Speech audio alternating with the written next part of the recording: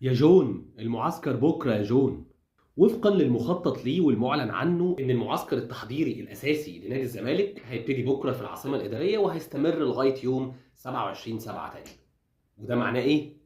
معناه ان لازم نادي الزمالك النهارده او بكرة بالكتير الصبح يعلن عن الصفقات اللي تم الانتهاء منها، عشان من الجيد ان اللعيبة تبتدي المعسكر من بدري ومن اوله، خصوصا ان احنا معانا مدرب جديد.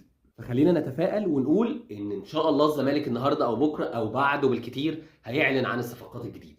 طيب ايه هي الصفقات اللي نقدر نقول ان الزمالك خلاص انتهى منها؟ الزمالك بنسبه 99% انتهى من الصفقات التاليه: حارس المرمى المهدي سليمان بانتقال حر بعد انتهاء عقده مع الاتحاد السكندري، لاعب الوسط المدافع احمد ربيع من البنك الاهلي، الجناح الايسر الانجولي شيكو بانزا من فريق استريلا امادورا البرتغالي، اتنين مهاجمين من نادي فاركو، وده بالنسبه لي امر غريب بس خلينا ندعم ونزق الموسم الانتقالات لغايه الاخر، احمد شريف وعمرو ناصر. دول الخمس صفقات اللي نقدر نقول ان الزمالك خلصهم خلاص. جنب الخمس صفقات في صفقات تانية المفروض انها في مراحلها الاخيره او من المتوقع ان هي تكون موجوده، وهي ثلاث صفقات كمان: الظهير الايمن التونسي محمود غربال من الاتحاد المونستيري، الجناح الايسر الفلسطيني ادم قايد، الجناح الايمن ولد الشيخ. لكن الثلاث صفقات دول مش بنسبه اكيده زي الخمس صفقات اللي احنا اتكلمنا عنهم.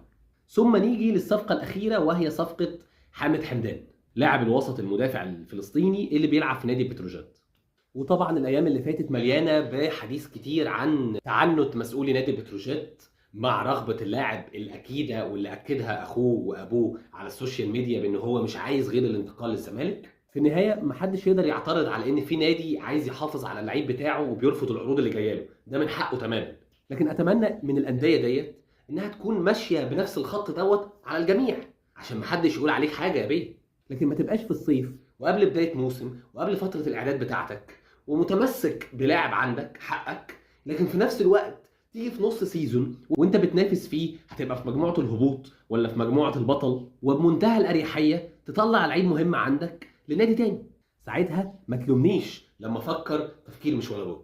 تاني بنأكد كل الدعم لجون ادوارد المدير الرياضي للزمالك، وباذن الله خير. الناس بس عايزه حاجه تفرحها، فيا رب نفرح اليومين ثلاثه اللي جايين دول.